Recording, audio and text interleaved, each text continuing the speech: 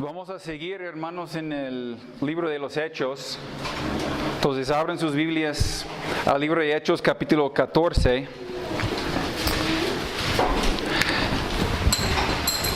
Pues ya venimos viendo en las últimas semanas la vida del apóstol Pablo y su ministerio.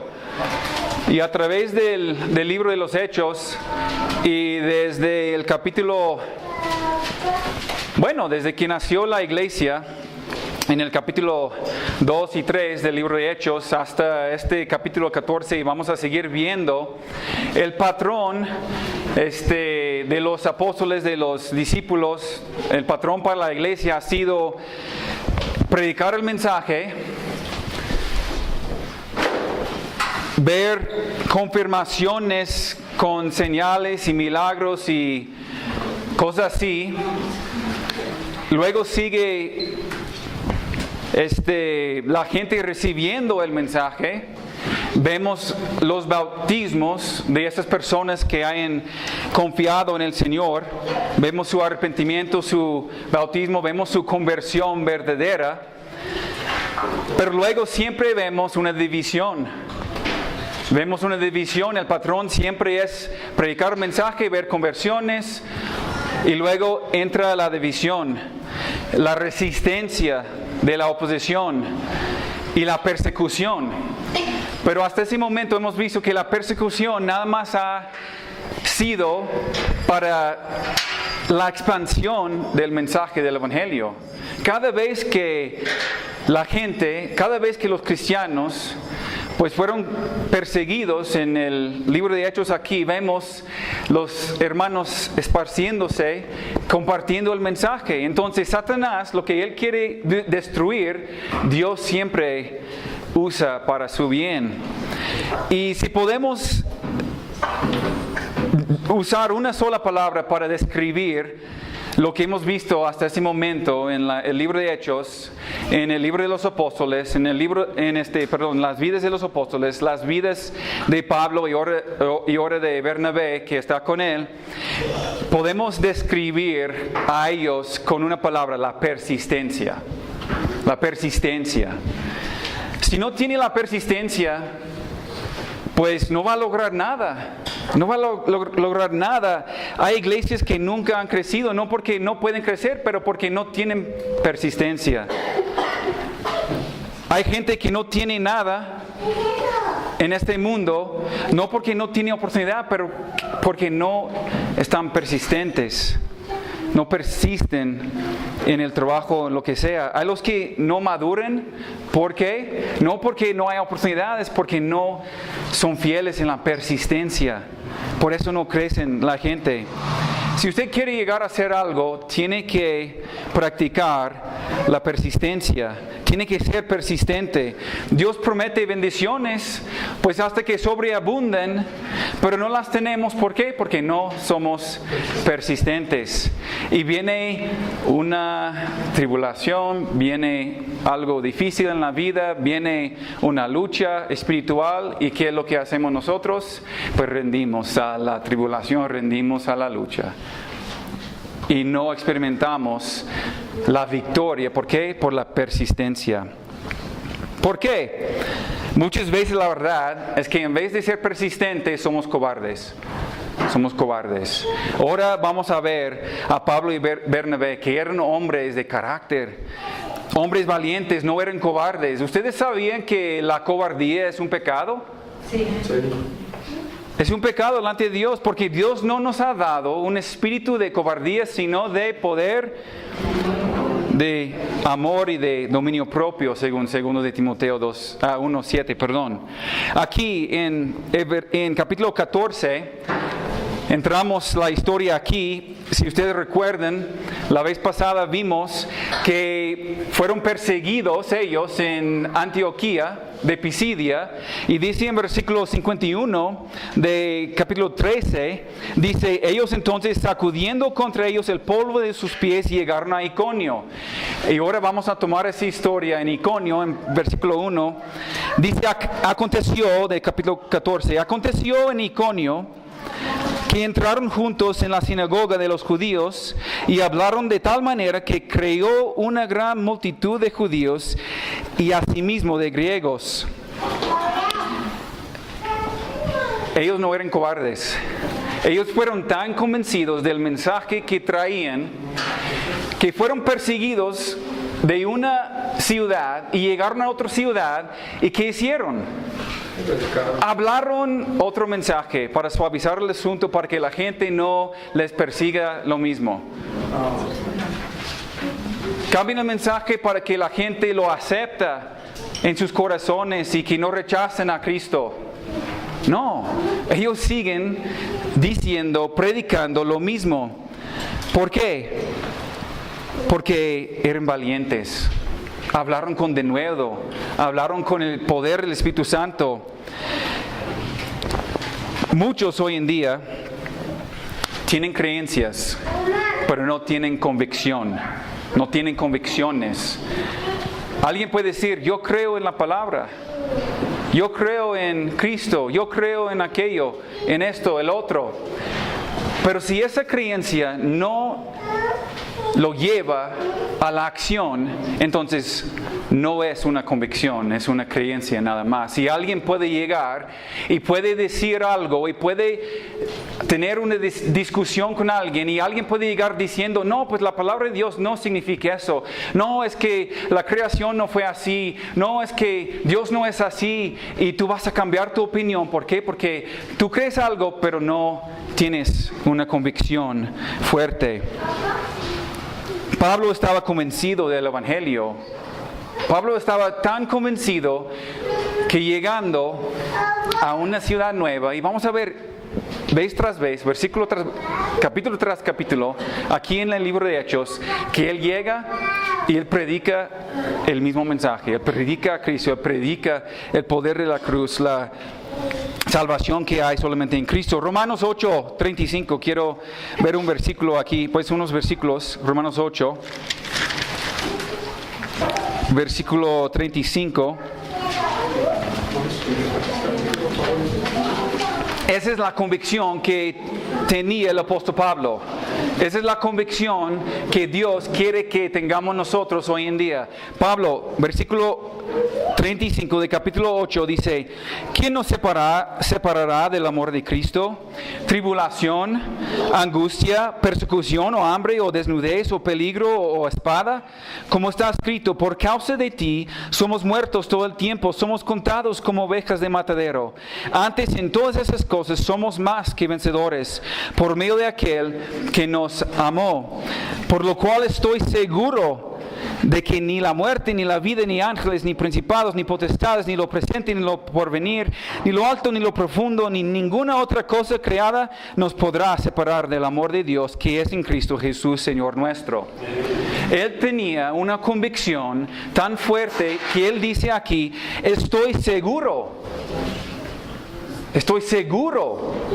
que nada me va a separar de Cristo. Y él pasó por todo eso, tribulación, angustia, persecución, hambre, desnudez, peligro, espada. Él pasó por todo eso y dice, Cristo es suficiente. Estoy seguro de eso, tengo esa convicción. Pero ¿cuántos de nosotros vivimos con una convicción así tan fuerte? Para que cuando venga la ola, pues no inunda el barco, así tan fácil. Yo estoy convencido que la Biblia es la palabra misma de Dios. Alguien puede llegar y decirme, pues no, la Biblia no es la palabra de Dios, pues no tiene que poner su fe en eso, en la palabra, porque es un libro escrito por hombres y todo. Pero es la convicción de que la Biblia es cierta que me lleva a acción. ¿Ustedes creen que yo vine aquí desde los Estados Unidos, yo vine aquí a México por una creencia que tenía yo? ¿Yo vine a predicar porque tenía una creencia más? No, es porque tengo la convicción, la certeza de lo que la palabra de Dios dice es la verdad. Y eso me lleva a la acción y nos debe llevar a acción a nosotros. Esa convicción es lo que hace la diferencia. Pablo llega a la sinagoga y habla con denuedo, con tal convicción, con tal poder, con tal seguridad,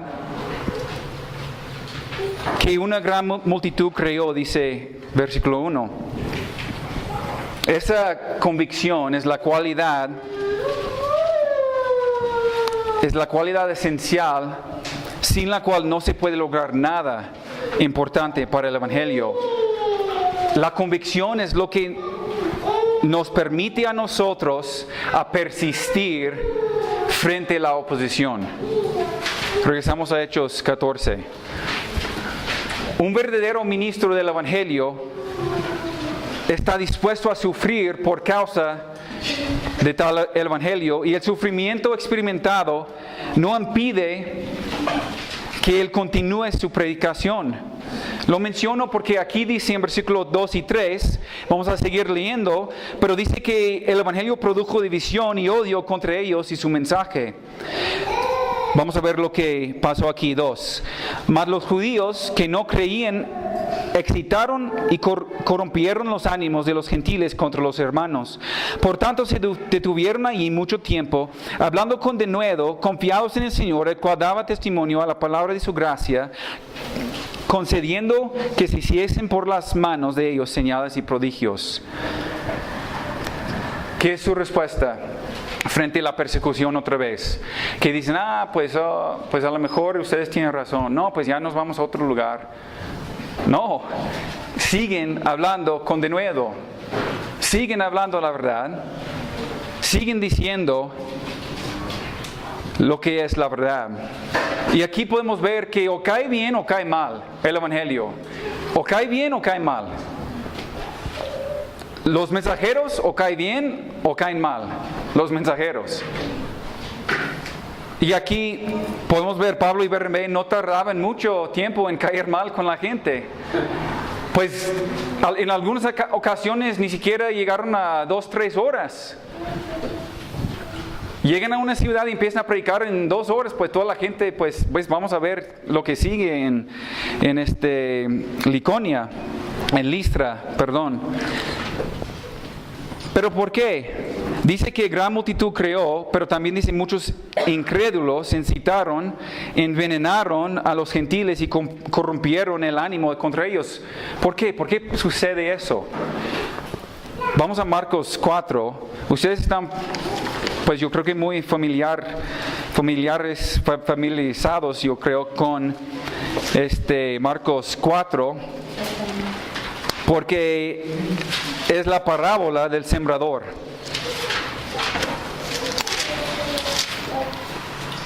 Marcos 4, Cristo da una parábola y Él dice en versículo 3, hoy he aquí el sembrador salió a sembrar. Y al sembrar aconteció que una parte cayó junto al camino y vinieron las aves del cielo y la comieron. Ahora, a lo mejor no vamos a poder entender lo que está pasando aquí, pero Cristo en el versículo 14, Él explica lo que Él quiere decir con esa parábola. Y Él dice, el sembrador es el que siembra la palabra. Entonces el mensajero es el que siembra el Evangelio. Y en versículo 15 Él explica, y estos son los de junto al camino, en quienes se siembra la palabra, pero después que la oyen, enseguida viene Satanás y quita la palabra que se sembró en sus corazones. ¿Qué es lo que sucede cuando predicamos la palabra de Dios? ¿Quién viene de repente? Satanás. Es el que viene siempre. ¿Por qué? Porque él quiere quitar la semilla plantada en el corazón del hombre. Y es lo que vemos aquí en Hechos 14 con esa gente. Recibieron el mensaje, creyeron muchos en el Evangelio, pero llegaron los judíos, llegaron incrédulos y decían, no creen eso. Llegaron a envenenar la palabra. ¿Por qué? Satanás los mandó a quitar la semilla. Y la verdad, hermanos, que muchas veces Satanás tiene victoria.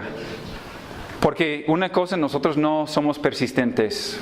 nosotros en seguir dando seguimiento a los que han creído. Nosotros echamos la semilla y alguien dice, sí, creo en eso, ok, nos vemos la semana que entra. Y luego pues la persona se cancela y nosotros dicen, ok, a lo mejor no querían. Pues voy a buscar otro. Pero ¿saben lo que había pasado? Durante esa semana Satanás llegó y quitó esa semilla. Pero podemos regresar y echar la semilla otra vez. Ahora, no vamos a seguir 1 año, 2 años, 3 años con alguien que no quiere nada. Pero tenemos una responsabilidad, hermanos. Y vemos en Pablo, en versículo 3, se detuvieron ahí mucho tiempo hablando con denuedo. Ellos siguiendo echando la semilla, siguiendo. Igual como en Antioquía de Pisidia, la predicación de los misioneros polarizó grandemente la población en Iconio. Ese es el resultado siempre cuando el Evangelio se presenta de una manera bíblica y una manera adecuada. El evangélico bíblico divide. Es impresionante ver el odio y escuchar y ver en la gente el odio que tiene para uno que nombre el nombre de Cristo. Es impresionante. En los últimos 2000 años la gente ha perseguida, maltratada, martirizada a cientos de miles de personas por el mero hecho de nombrar a Cristo como Señor y Salvador. No vamos a ver, pero si quieren apuntar Juan 15, 18 y 19, Cristo dice en Juan 15, 18 y 9, Él dice, ustedes se sorprenden porque pues les odian a ustedes. Pero Él dice, me odiaron a mí primero, entonces ¿por qué eso no nos debe de sorprender a nosotros? La gente nos va a odiar y la gente va a odiar el mensaje cuando se predica bíblicamente en una manera. Ese evangelio divide a las personas y todas las congregaciones que nada más así anden hablando del amor de Dios, que nada más hablen de la prosperidad, que nada más anden hablando de que Dios quiere que tenga éxito y todo eso, ese mensaje no divide a nadie. Bueno, divide a los pobres de los ricos, pero no divide a los humildes de los orgullosos en ese sentido. El evangelio divide, hermanos. Y lo vemos aquí, entonces, ¿por qué siempre queremos cambiar el mensaje para que la gente lo acepte más? El mensaje es el mensaje, no importa si es hace 2000 años o es hoy en día. El versículo 4 de Hechos 14, vamos a seguir viendo a Pablo y Bernabé aquí. Y la gente de la ciudad estaba dividida. Unos estaban con los judíos y otros con los apóstoles. Pero cuando los judíos y los gentiles, juntamente con sus gobernantes, se lanzaron a afrentarlos y a apedrearlos, habiéndolo sabido, huyeron a Listra y a Derbe, ciudades de Licaonia y a toda la región circunvecina. Y allí predicaban el evangelio. Otra vez, que es lo que vemos, la persecución. Ahora, alguien puede decir, pues están siendo cobardes aquí Pablo y Bernabé. Pero no es cierto, ellos no eran tontos. Y ellos sabían en ese momento que Dios los estaba llamando a ir a otro lugar. Y a través de la persecución, Él quería llevar el mensaje a otro pueblo. Ellos tenían una misión y nada o nadie los iba a impedir o detener su misión. El evangelio era su misión. Por eso llegaron a otra ciudad y otra vez vemos que hablaron con denuedo, predicaron el mensaje, no cesaron de hablar. Era su vida. Ese mensaje, ese evangelio es nuestra misión también. Nosotros tenemos esa misión, primeramente, tomarlo por sí mismo, abrazar el evangelio, arrepentirnos, creer en el evangelio. Es la primera misión que cada persona en el mundo tiene. es recibir el mensaje de Dios. Dios quiere que todos los hombres en todo lugar se arrepientan y que vengan al conocimiento de Él. Pero sigue que ponemos nuestra mirada en Jesús, el autor y consumidor de nuestra fe. Quite su mirada de las cosas temporales, de las cosas que distraigan de la misión, que distraigan del Evangelio. Nosotros tenemos esa misión: creer el Evangelio, vivir el Evangelio y luego compartir el Evangelio. No podemos compartir lo que no tenemos. Entonces empieza con el tener, el creer. Y luego tenemos que vivir el mensaje, porque no podemos compartir algo que no estamos viviendo. Y otra vez, si compartimos cosas que no vivimos, nada más estamos compartiendo creencias, no estamos compartiendo convicción. Y el poder del Evangelio es esa convicción, es el Espíritu Santo viviendo en nosotros, es Jesucristo mismo en nuestras vidas. Eso es el poder del Evangelio. Esa es la misión de cada discípulo de Cristo: la persistencia, la convicción. Pablo no era un hombre movido tan fácilmente. Nosotros andamos buscando gente así, andamos buscando varones así, firmes, varones fieles, mujeres fieles, que no sean movidos tan fácil. Pablo era un hombre así. Estudiando la historia de la iglesia primitiva, hay un señor que se llama Onesífero, y en sus escritos él describe a Pablo, su apariencia. Él describe a Pablo y él dice que Pablo era un hombre chaparro, un chaparrito, así, era calvo. Traía las cejas pobladas, así, con las piernas chuecas, así, era Pablo, así, con la nariz aguileña, era Pablo. ¿Qué quiere decir con eso? No era un varón bonito, no era un varón guapo, no traía apariencia, pero lo que traía Pablo, ¿qué es lo que él tenía que nosotros no tenemos? Es envidiable la persistencia de este hombre. La persistencia día tras día, semana tras semana, mes tras mes, año tras año. Él no descansó de creer, de vivir y de compartir el Evangelio. Esto es el punto principal que quiero comunicar en esta tarde con ustedes. Quiero comunicar ese punto. Si usted está en Cristo, persiste. Que no permite que nada ni nadie le detiene. Como un fanático, como un radical, persiste en el Evangelio. Y como un pastor dice, rabiosamente persiste. Aunque me muera, persisto. Ustedes conocen la historia de Job, ¿no? Era un hombre persistente. Aún en sus angustias y tribulaciones dijo: desnudo salí de vientre de mi madre, desnudo volveré allá. Jehová dio y Jehová quitó, bendito sea el nombre del Señor. Y incluso cuando su esposa le dijo: maldice a Dios y muérete, él respondió: ¿cómo es posible que yo puedo recibir de Dios el bien y no recibir lo malo de Dios? El mal no recibir, pero el bien sí. Eso no es una actitud de un hijo de Dios. Y él dijo: yo sé que mi Redentor vive y al fin se levantará sobre la tierra. Persiste, hermano.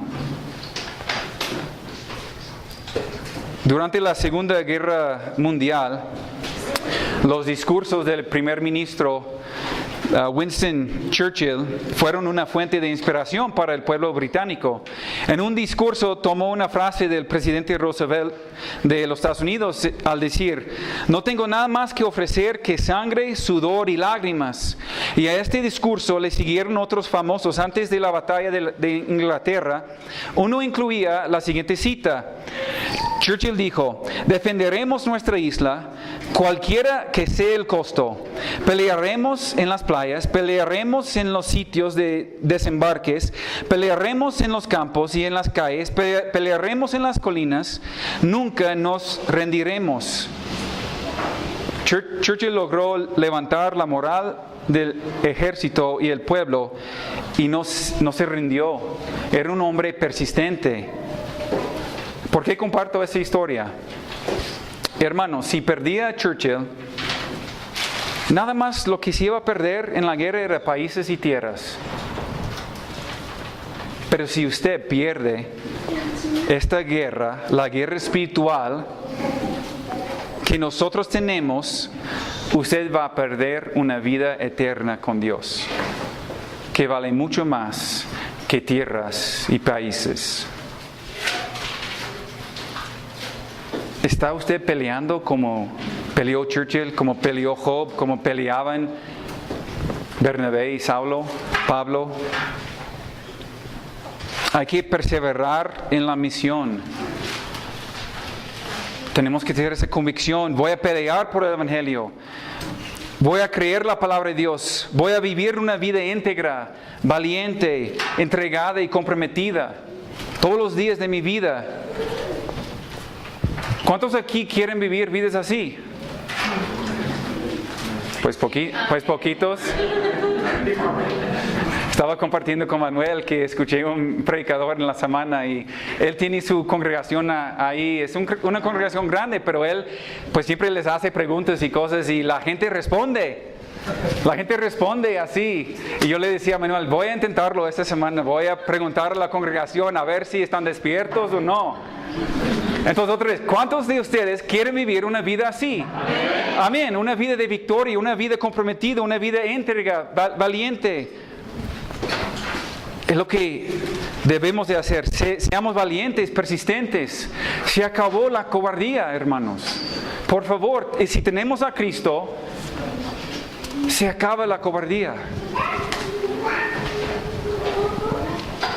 Vamos a regresar entonces al versículo 8 y vemos la primera vez. Ya se fueron de Iconio y por primera vez Pablo va a compartir con una audiencia completamente gentil. Versículo 8. Y cierto hombre de Listra estaba sentado, imposibilitado de los pies, cojo de nacimiento, que jamás había andado. Este oyó hablar a Pablo, el cual, fijando en él sus ojos y viendo que tenía fe para ser sanado, dijo en gran voz: levántate derecho sobre tus pies. Y él saltó y anduvo. Un pastor dijo que si hubiera sido un pastorcito de ellos de hoy en día, pues inmediatamente le hubiera dicho: recoger la ofrenda ya, porque ya fue sanado ese hombre. Pues recogemos la ofrenda y ya vamos a otra ciudad. Porque ellos dicen, hay muchos de esos apóstoles, profetas hoy en día, que dicen, es porque nosotros oramos mucho, es porque nosotros ayunamos mucho, es que ustedes tienen la bendición de tenernos aquí con ustedes. Ustedes no saben cuán privilegiados son ustedes para tenernos aquí con ustedes. Dicen, Dios nos ha llamado por ser muy especiales. Y ustedes son privilegiados tener un ministro tipo Pablo y Bernabé aquí en medio de ustedes hoy en día. Son charlatanes, hermanos, completamente. ¿Por qué? Noten, el milagro fue para llamar atención al mensaje. No fue milagro para llamar atención al mensajero. Los milagros nunca son para llamar atención a un hombre, sino para llamar atención a Cristo. para llamar atención a Dios. Si hay milagro, no es para el fin de la sanación de la persona, la sanación física, eso no es el fin. Y esos charlatanes, pues siempre es el fin, es la sanación física. Bueno, el fin es que ellos ganen una lana, es el fin. Si hay milagro, el fin es para la sanación espiritual, para la salvación espiritual de la persona. Es lo que vemos en la Escritura, no vemos otra cosa. No vemos lo que vemos hoy en día con esa gente, con esos lobos. ¿Por qué? Siempre Jesús será levantado, siempre Jesús será glorificado, siempre Jesús será reconocido. Pero miren la respuesta del pueblo, versículo 11. Entonces, ahora, tienen que entender otra vez, es un pueblo completamente gentil. No hay ningunos judíos aquí, es un pueblo gentil. Entonces la gente, visto lo que Pablo había hecho, alzó la voz diciendo en lengua licaónica: dioses bajo la semejanza de hombres han descendido a nosotros. Y a Bernabé llamaban Júpiter y a Pablo Mercurio, porque este era el que llevaba la palabra. Y el sacerdote de Júpiter, cuyo templo estaba frente a la ciudad, trajo toros y guirnaldas delante de las puertas, y juntamente con la muchedumbre quería ofrecer sacrificios. Este extraño y sorprendente giro de acontecimiento tuvo sus orígenes en el folclore, en la leyenda. Había una tradición aquí en esa ciudad de que los dioses Júpiter y Mercurio vinieron una vez de incógnito a la tierra, y cuando llegaron a Listra y pidieron comida y alojamiento, todos se los negaron. Y la fábula dice, la leyenda sigue diciendo, que finalmente un viejo campesino llamado Filemón y su esposa los hospedaron. Sus poco hospitalarios vecinos se ahogaron en una inundación enviada por los vengativos dioses. Sin embargo, Filemón y su esposa vieron a su humilde casa convertirse en un magnífico templo donde sirvieron como sacerdote y sacerdotisa. Tras sus muertes, según la leyenda, se convirtieron en dos árboles majestuosos. Entonces, fíjense bien, esa gente tiene eso fresca en su mente, de esa leyenda, esa fábula. Entonces tenemos que entender de esa leyenda del pueblo para poder entender lo que está pasando aquí en Listra. Decididos a no repetir la equivocación de sus antepasados, los habitantes de Listra a Bernabé llamaron Júpiter y a Pablo Mercurio, y viene el sacerdote, ¿con cuál propósito? Para ofrecerle sacrificio, porque no querían equivocarse otra vez. La verdad, hermanos, es que esa gente es idólatra. Son idólatras. Y la idolatría es incurable sin Cristo. Calvino dice, el corazón del hombre es una máquina, un fabricante de ídolos. La idolatría del hombre es incurable sin Cristo. Dios odia tanto la idolatría que los primeros dos mandamientos tienen que ver con la idolatría. Hoy en día seguimos siendo idólatras. Podemos ver a nuestro alrededor, y todos ustedes, me imagino, pues vienen de esa iglesia, esa religión, esa cultura aquí. Todos vienen de ese trasfondo. Y por leyendas y por fábulas, la gente sigue las tradiciones. ¿Por qué? Porque no se quieren equivocar. ¿Por qué existe Cristo roto? Por una leyenda. El Santo Niño de Atorcha, una fábula. El Santo Niño de Palomitas, puras fábulas. la Virgen de Guadalupe, puras mentiras. Es pura fábula, pura leyenda. Pero la misma gente aquí, pues siguen esas cosas de la misma manera que vemos aquí en Iconio. No ha cambiado nada en 2000 años. Pero eso no solamente es la idolatría que me refiero.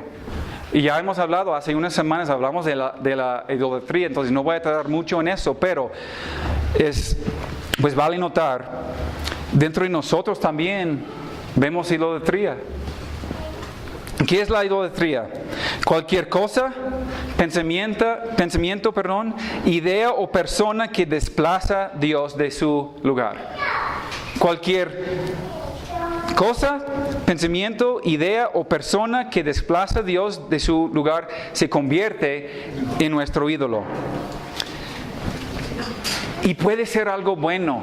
Y muchas veces en los círculos cristianos son cosas buenas. Por ejemplo, voy a usar un ejemplo. Y a lo mejor voy a llegar al corazón de algunos, pero es un ejemplo muy sencillo. Es algo que vemos aquí. El trabajo,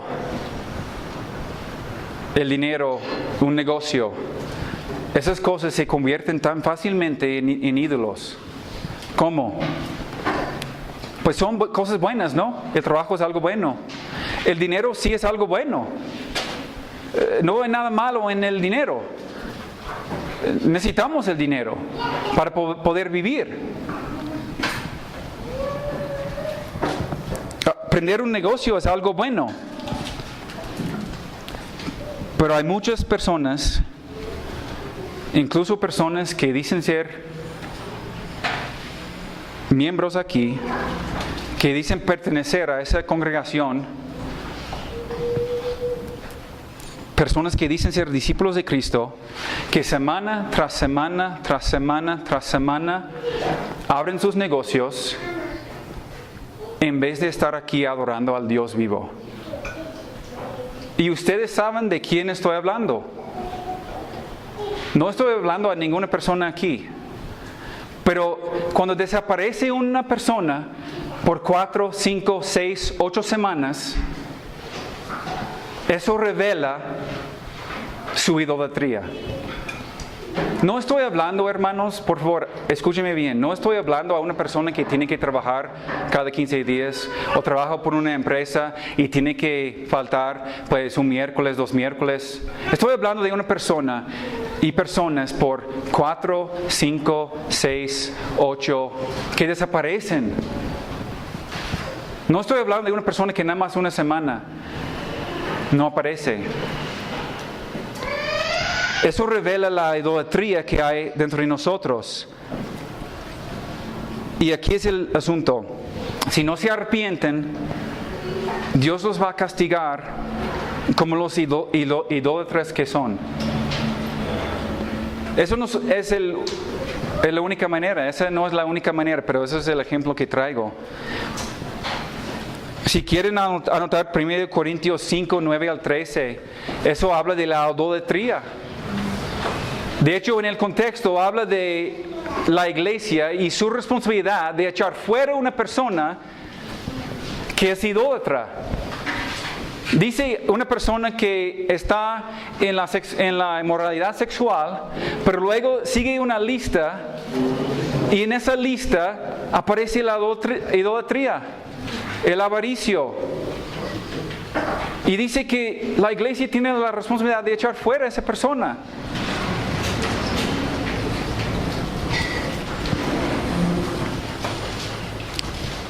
Otra vez, estoy hablando de personas que se dicen ser adoradores de Cristo, pero por su propia voluntad escogen estar en cualquier otro lugar menos aquí. Créeme, hermanos, yo entiendo el trabajo. Yo trabajé en una empresa donde tenía que trabajar los domingos. Yo trabajé 10 años en esa empresa y me obligaron a trabajar los domingos muchas veces. pero hice mucho esfuerzo, hice todo lo posible para no perder la oportunidad de estar con los hermanos.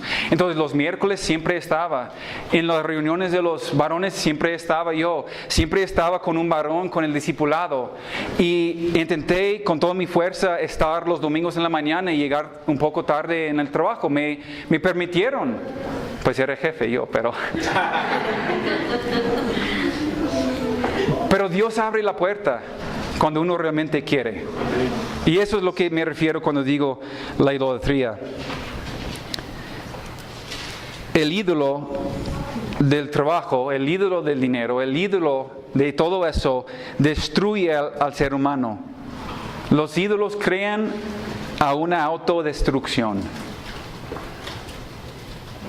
¿Por qué? ¿Cómo podemos crecer si no apartamos un tiempo para escuchar la palabra y estar con los hermanos? Muchos dicen, yo puedo escuchar en mi casa.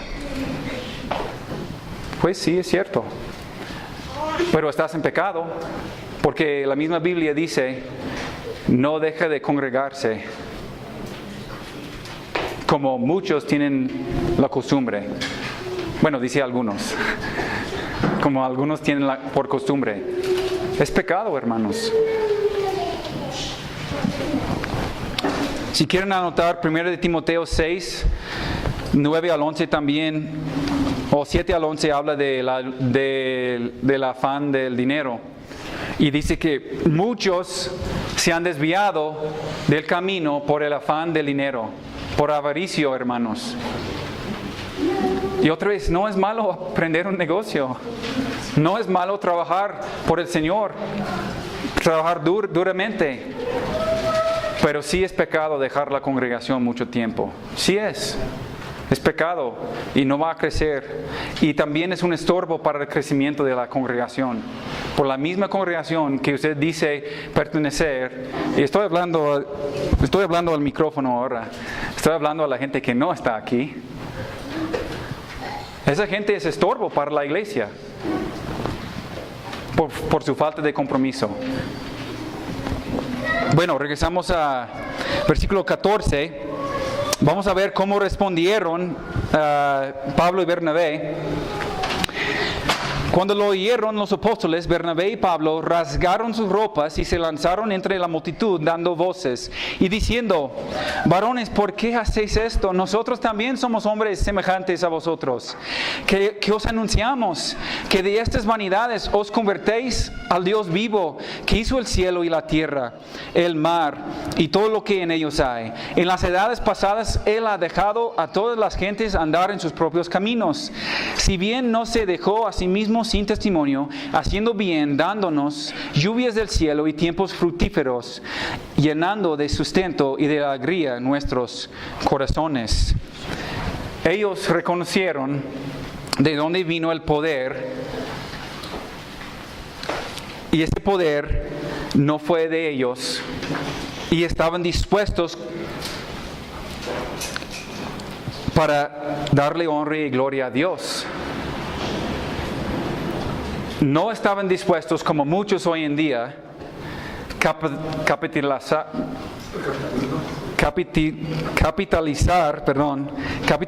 de la ignorancia de este pueblo, como muchos hoy en día. Muchos líderes de hoy en día reaccionaría de otra manera, quitando la gloria de Dios. Pero esos dos hombres estaban dispuestos, no estaban dispuestos bajo ninguna circunstancia a tomar y llevarse la gloria que no era de ellos. Los habitantes de Listra estaban listos para adorar a Pablo y Bernabé antes que al Creador.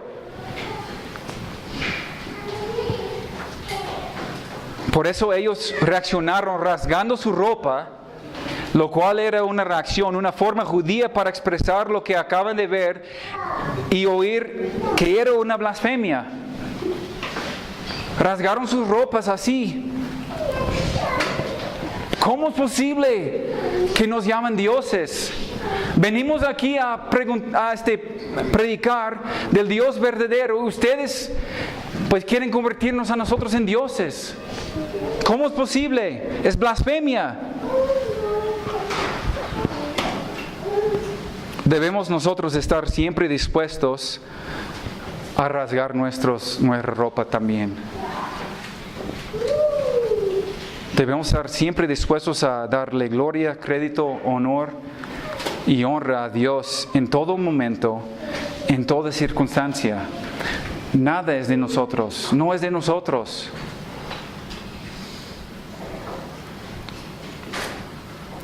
Ellos se preocuparon por el honor de Dios sobre todo.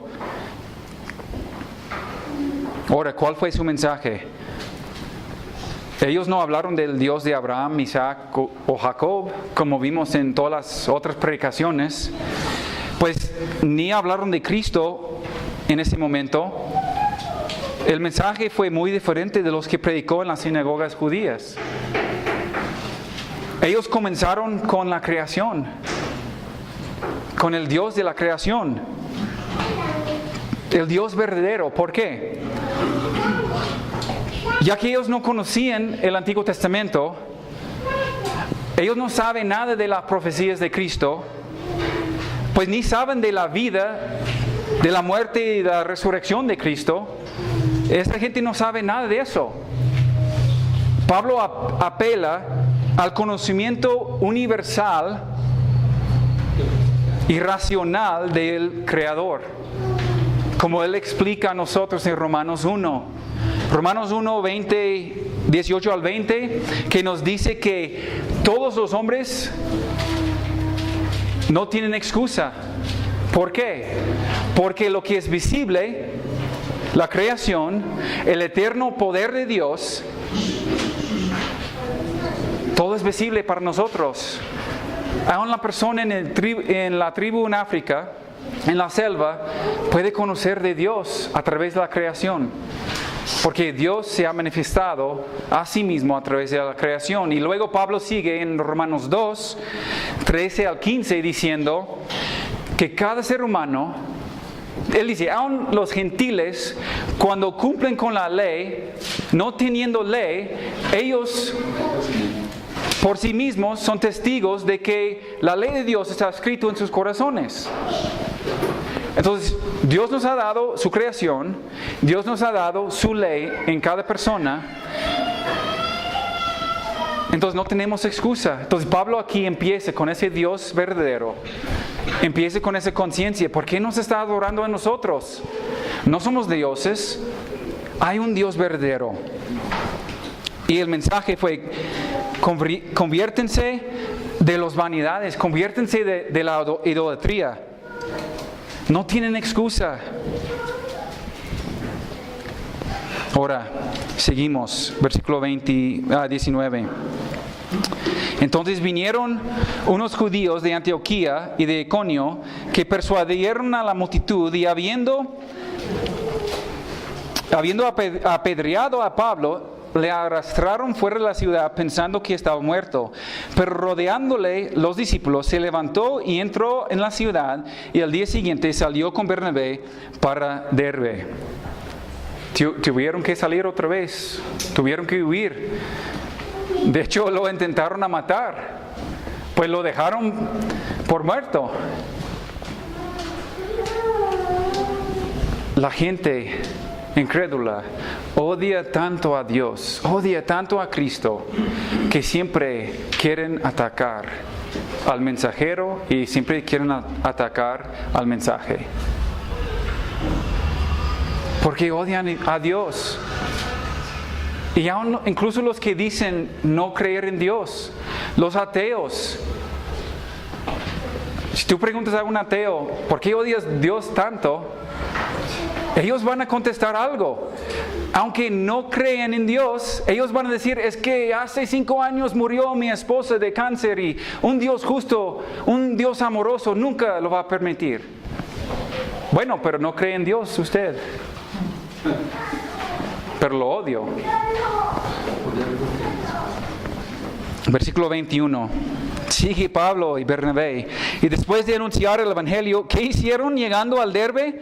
Anunciar el Evangelio. Después de anunciar el Evangelio a aquella ciudad y de hacer muchos discípulos, volvieron a Listra, a Iconio y a Antioquía, confirmando los ánimos de los discípulos, exhortándoles a que permaneciesen en la fe y diciéndoles: es necesario que a través de muchas tribulaciones entremos en el reino de Dios. Y constituyeron ancianos en cada iglesia, y habiendo orado con ayunos, los encomendaron al Señor, en quien habían creído. Pablo y Bernabé eran hombres comprometidos con cuidar a la congregación. Predicaron el Evangelio, hicieron discípulos y levantaron líderes en cada congregación. Eso es el trabajo de cada iglesia, de cada ministro. Es predicar el Evangelio, hacer discípulos y levantar varones comprometidos para el liderazgo. Note aquí, los expulsaron de Antioquía, lo que vimos hace unas semanas. Luego hoy en Iconio intentaron apedrearlos, y en Listra lo apedrearon a Pablo y lo dejaron por muerto. ¿Y qué hace Pablo? ¿Qué hace Bernabé? Regresaron a estas ciudades a pesar de lo que había sucedido. ¿Con cuál propósito? Para establecer la iglesia, para edificar a los hermanos, para exhortar a los discípulos y para fortalecer a la congregación.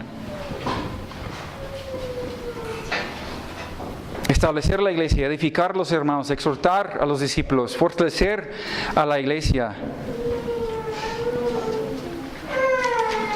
Ellos no tenían miedo de regresar a cada ciudad y trabajar allí y cumplir con la voluntad del Señor. Algo que tenemos nosotros como un liderazgo, tenemos que cumplir esas cosas también. Nuestro trabajo es establecer la iglesia, es edificar a los discípulos, es exhortar a los hermanos, fortalecer a la congregación. Nosotros hemos platicado y pues a lo mejor hemos tomado a la ligera eso del compromiso de los hermanos, de ustedes, de los que dicen ser discípulos.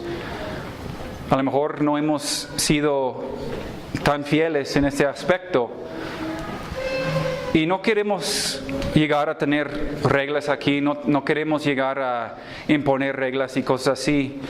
Pero hermanos, nosotros tenemos la responsabilidad de velar por las almas de las ovejas. El rol primordial para el anciano, para el líder, es velar por las almas de los discípulos. Entonces hemos platicado, hemos decidido si ustedes que dicen ser parte de esa congregación, que dicen ser comprometidos con Cristo aquí en Iglesia Bíblica Zacatecas, si usted falta un domingo, pues no lo vamos a buscar, no lo vamos a marcar. Pues, ¿por qué? Pues no estuvo, ¿por qué eso? ¿Por qué? No. Si usted tiene que salir en vacaciones, si usted tiene que trabajar o algo, pues no pasa nada. Pero si sigue semana tras semana, lo vamos a buscar. Lo vamos a buscar. ¿Por qué? Porque en 2 semanas nosotros tenemos domingo, miércoles, estudio de mujeres y los discipulados de varones. Tenemos 6 o 8 oportunidades en 2 semanas para estar reunidos, para estar juntos. En un mes son 16 oportunidades. Y si alguien no puede presentarse en 16 oportunidades, pues esa persona no está bien. O está enfermo y no se puede levantar de la cama, se fue a otra ciudad a vivir, o su espiritualidad, su vida espiritual está mal. Y nosotros tenemos la responsabilidad de velar por las almas. Entonces, por eso no tenemos tantos programas aquí Queremos estar con ustedes en sus casas, queremos que ustedes pues vengan a nuestras casas, queremos participar afuera y adentro. Pero si hay personas que no intentan a reunirse, nosotros vamos a buscarlos como una oveja perdida. Si usted no quiere ser responsable, si no quiere comprometerse con Dios o con una iglesia donde hay varones fieles que quieren ayudarles a crecer, les voy a decir otra vez, ustedes con toda libertad pueden buscar otro lugar donde nada más les importa su dinero, donde no les importa su alma. Nosotros en 4 años ni una vez hemos pedido dinero de ustedes. Lo que hemos pedido es compromiso, integridad, transparencia. Ni una vez hemos pedido dinero. Y si eso es lo que usted está buscando, pues búsquelo en otro lugar, donde no les importa si usted falla 8 semanas, 10 semanas, 2 meses, 3 meses. No es un juego, hermanos. No estamos jugando iglesia o religión aquí. Nosotros buscamos varones, mujeres fieles que quieren crecer. No buscamos gente perfecta. No somos perfectos nosotros. Pero buscamos un compromiso de cada hijo de Dios. ¿Por qué? Aquí dice en versículo 22. A que permaneciesen en la fe. La perseverancia, permanecer, ese es el fruto de un verdadero hijo de Dios. Es la persistencia, perseverancia.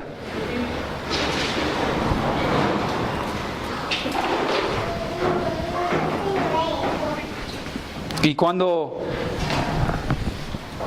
nos acercamos con ustedes, cuando alguien le exhorta, cuando alguien le amonesta, pues recíbelo, hermanos. No estamos haciéndolo para señalar a nadie, no estamos haciéndolo para dañar a nadie. Es por la responsabilidad que tenemos como liderazgo. Y gracias a Dios hemos visto muchos ejemplos de muchos hermanos que han recibido esa exhortación, que han recibido la palabra de Dios en sus vidas. Y ese es el trabajo que tenemos. Vamos a terminar aquí en 24 al 28. Pasando luego por Pisidia, vinieron a Panfilia, y habiendo predicado la palabra en Perge, descendieron a Atalia. De ahí navegaron a Antioquía, desde donde habían sido encomendados a la gracia de Dios para la obra que habían cumplido. Y habiendo llegado y reunido a la iglesia, refirieron cuán grandes cosas había hecho Dios con ellos y cómo había abierto la puerta de fe a los gentiles. Y se quedaron allí mucho tiempo con los discípulos. Ellos regresaron a la iglesia en Antioquía, la iglesia base, de donde habían salido hace unos años. Y eso termina el primer viaje misionero del apóstol Pablo. Pablo y Bernabé eran evangelistas, eran misioneros, unos enviados, pero no eran evangelistas y no eran misioneros sin base. Algo que me llama la atención hoy en día es que hay tantos evangelistas, entre comillas, misioneros, entre comillas, que no tienen iglesia, que andan vagando de lugar en lugar diciendo que Dios los ha llamado a predicar el evangelio, pero ellos no se sujeten a ninguna autoridad, no pertenecen a ninguna congregación local, no tienen que rendir cuentas a nadie. Pero hermanos, no hay ministerios sin iglesia. La iglesia confirma el ministerio, y todo ministerio desarrollo en el seno de la iglesia. Entonces, si se encuentra con uno de estos evangelistas o misioneros, pues huye de ellos lo más rápido posible. Porque son lobos. La verdad es que son lobos. ¿Sí? No estoy hablando de alguien que ha salido a establecer una congregación y ahí tiene su congregación. Estoy hablando de la gente que veo en la calle, con quien hablo en la calle, y esa gente me dice, sí, soy cristiano, de hecho tengo el llamado de ser evangelista, aquí nada más ando en Zacatecas, en Guadalupe. ¿Y dónde se congrega? No, pues no tengo congregación, la verdad que Dios me mandó solo aquí. No es cierto. ¿Y de dónde viene? ¿De cuál congregación viene? No, pues tampoco tengo congregación. Pues huye de ellos, por favor. Otra cosa, Pablo llega diciendo, soy el apóstol Pablo, mire lo que hice yo por el Evangelio, por Cristo. No, ¿qué dice Pablo? ¿Qué dice Bernabé? Miren lo que Dios hizo, lo que Dios ha hecho, las puertas que Dios ha abierto. No dice nada de él.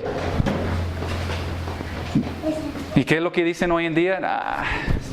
Mi ministerio, la iglesia de Josué. Yo pregunto a algunos, ¿cómo se llama su iglesia? No, pues el pastor se llama. No pregunté eso. ¿Dónde reúnen? ¿O cómo se llama? Cuando la gente se conoce por quién es el pastor, pues es un problema. Es un problema. A lo mejor podemos ubicarnos que tenemos unos líderes y así es un misionero o así algunos pastores, pero pues no debemos de andar diciendo, no, pues vengo de la iglesia de Josué o vengo de la iglesia de Humberto y José Luis. No, la iglesia de Cristo. ¿Sí? Ahora, ¿qué podemos decir? ¿Qué podemos aprender? ¿Qué es lo que debemos de recordar de estos apóstoles?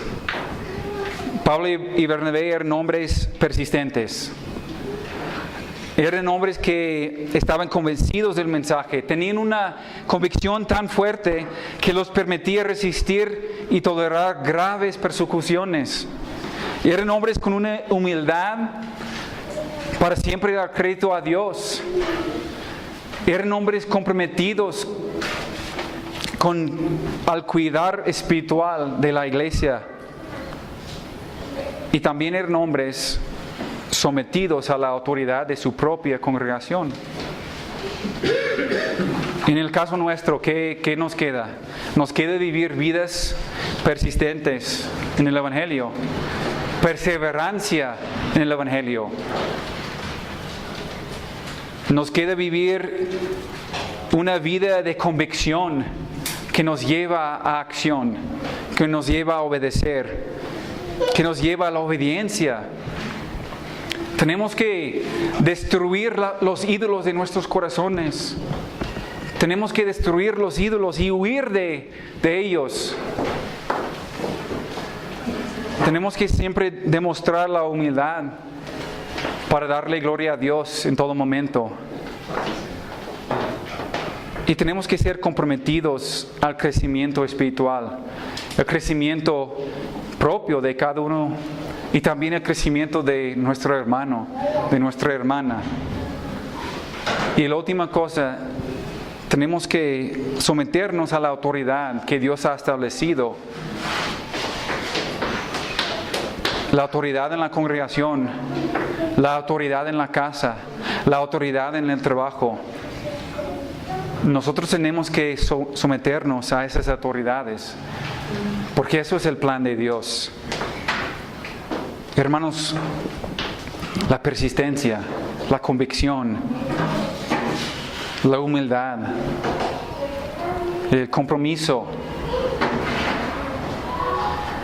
eso es lo que Dios nos está llamando en esa tarde. A cada uno de nosotros nos está llamando a vivir vidas íntegras, vidas de victoria, vidas poderosas por el Evangelio.